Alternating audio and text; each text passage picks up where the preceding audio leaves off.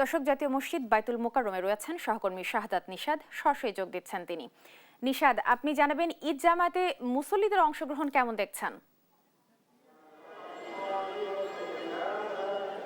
জি, আসলে রাজধানীর যে ঈদের আমেজ, সেই ঈদের আমেজ কিন্তু আমরা ইতিমধ্যেই এখানে দেখেছি বিভিন্ন সময়, অর্থাৎ এই বিভিন্ন সময়ে যখন ঈদের জামাতের মধ্য দিয়ে কিন্তু আনন্দটার শুরুটা হয়ে থাকে। তো সেই ক্ষেত্রে তারই ধারাবাহিকতায় রাজধানীর বাইতুল মোকাররমে আপনি জানেন যে সবসময় কিন্তু এক ধরনের উৎসব মুখর পরিবেশ বিরাজ করে এবং আমরা দেখেছি সকাল থেকে, অর্থাৎ এখানে প্রতি ঘন্টায় একটি করে জামাত অনুষ্ঠিত হয়। ৭টা থেকে সেই জামাত শুরু হয়েছে এবং ৭টার পর থেকে আমরা দেখছি যে এখন একে একে ঈদের জামাত অনুষ্ঠিত হচ্ছে।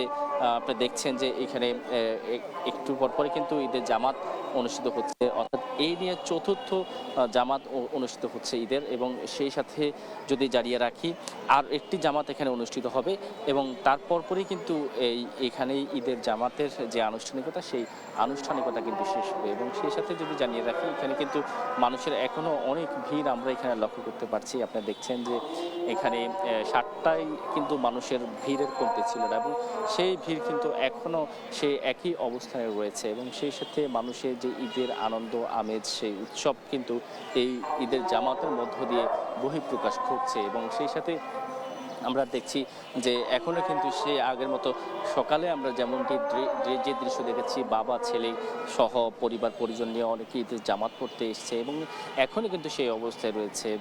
আমরা দেখছি যে যারা সকালে এসছে তারাও কিন্তু ছোট্ট সোনামণিকে সাথে নিয়ে যখন বাইতুল মোকাররম দিয়ে যাচ্ছে, তখন কিন্তু এই সড়কটিতেও এক ধরনের ঈদের আমেজ ছিল। বিশেষ করে বিভিন্ন বাচ্চাদের খেলনা থেকে শুরু করে হরেক রকমের কেনাবেচাও কিন্তু এক ধরনের জমে উঠেছে বাইতুল মোকাররমের গেটের বাইরে। এবং উত্তর গেট, দক্ষিণ গেট, আমরা যেহেতু এখন এই মুহূর্তে উত্তর গেটে অবস্থান করছি, বাইরে অবস্থান করছি, এখানে এটি হচ্ছে বাইরের দৃশ্য। বাইরের দৃশ্যই কিন্তু আপনি দেখতে পাচ্ছেন যে অনেক মানুষ কিন্তু বাইরে নামাজ পড়তে হচ্ছে, অর্থাৎ ভেতরে কানায় কানায় পূর্ণ হয়ে যাওয়ার পরে কিন্তু এই বাইরের এই অবস্থা দৃশ্যমান হয়ে থাকে। এবং সেই দৃশ্য কিন্তু আমরা সকাল থেকেই দেখতে পাচ্ছি, অর্থাৎ কয়েক লাখ মুসল্লি কিন্তু এই বাইতুল মোকাররমে ঈদের জামাত অংশগ্রহণ করে। এবং সেই অংশগ্রহণে আমরা দেখেছি একটি অংশ এইখন চতুর্থ জামাত চলছে এবং চতুর্থ জামাতের দৃশ্য এটি।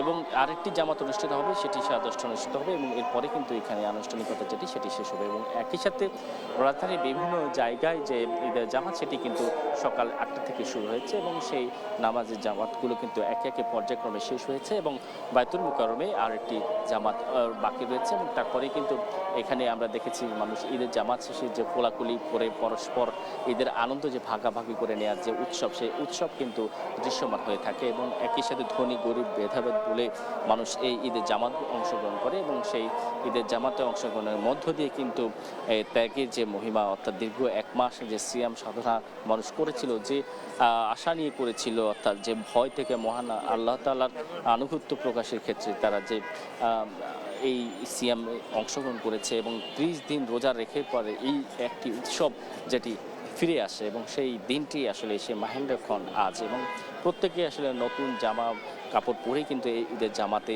অংশগ্রহণ করে। এবং একই সাথে এখানে রাজধানীতে আপনি জানেন বেশিরভাগই মানুষ নারী টানে বাড়ি ফিরে গিয়েছে এবং কিন্তু রাজধানীতে বেশ কিছু মানুষ রয়ে যায় এবং তাদের আনন্দ কিন্তু এই নামাজের মধ্য দিয়ে ফুটে ওঠে এবং এই নামাজে তারা অংশগ্রহণ করে। এরপরই পরিবার পরিজন নিয়ে তারা ঈদের আনন্দে মেতে ওঠে এবং সেই সাথে এই ঈদের আনন্দকেই ভাগাভাগি করে নেয়। এবং এইখানেই শুধু যে একজন আরেকজনকে চেনেন না, কিন্তু তারপরেও কিন্তু আমরা এখানে দেখি যে মানুষজন এখানে উপস্থিত হয়। বিশেষ করে আমরা এখানে দেখেছি রাজধানীর বিভিন্ন প্রান্ত থেকে কিন্তু মানুষ এসে ঈদের নামাজে অংশগ্রহণ করেছে। অনেক দূর দূরান্ত থেকেও কিন্তু মানুষ এখানে আসে শুধুমাত্র ঈদের নামাজে অংশগ্রহণ করার জন্য। কারণ আপনি জানেন যে জাতীয় মসজিদ বাইতুল মোকাররম শহর অনেক বড় একটি মসজিদ এবং এখানে কয়েক লাখ মুসল্লি একসাথে এখানে যুক্ত হতে পারে, তারা নামাজ আদায় করে। এবং সেই সাথেই যদি আমরা জানিয়ে রাখি, এখানে দেখছেন যে এখনই মানুষজন নামাজ শেষে বের হচ্ছে। একটু আমরা কয়েকজনের সাথে কথা বলবো এবং এই ঈদের আনন্দ আসলে কতটা তাদের মাঝে ফিরে এসছে একটু যদি বলে যে ঈদ কেমন কাটছে। জি, আলহামদুলিল্লাহ খুব ভালো, আল্লাহর রহমতে। তবে রোজায় খুব কষ্ট হয়েছিল, কারণ আমাদের দ্রব্যমূল্যের দাম কি বাড়তে করেছেন, হয়তো এর কারণে অনেকে রোজা রাখতে পারেনি, গরিব যারা আছে, আমরা তো তাও কষ্ট করে রোজাটা পার করেছি এবং আলহামদুলিল্লাহ খুব ভালো ঈদ কাটছে আমাদের। দোয়া করবেন অবশ্যই। ধন্যবাদ আপনাকে। দেখেছেন আসলে মানুষজন কিন্তু কুশল বিনিময়ে যুক্ত হয়েছেন এবং ঈদের আনন্দ ভাগাভাগি করছেন। ঈদ মোবারক। এবং আপনাকে জানাই, আমরা একটু জিনিস জানতে চাই যে ঈদের এই আনন্দ কেমন কাটছে এবং একই সাথে নামাজ পড়েছেন, প্রত্যাশা কি ছিল মহান আল্লাহ তাআলার দরবারে? এবারে ঈদের যে আনন্দটা আমরা একটু অন্যরকম ফিল করছি, একটু খুব কমফোর্টেবলি আমরা নামাজ পড়ছি, মানে খুব নিশ্চিন্তে নির্বিঘ্নে আমরা চলে আসছি এবং যানজটও খুব কম। আমি যে জায়গা থেকে আমার বাসা হচ্ছে নন্দীপাড়ার দিকে, তো আমাদের খুব দ্রুত রিক্সায় করে চলে আসতে পেরেছি। আবার আল্লাহর কাছে আমাদের এটাই কামনা ছিল যেমন আমাদের দেশ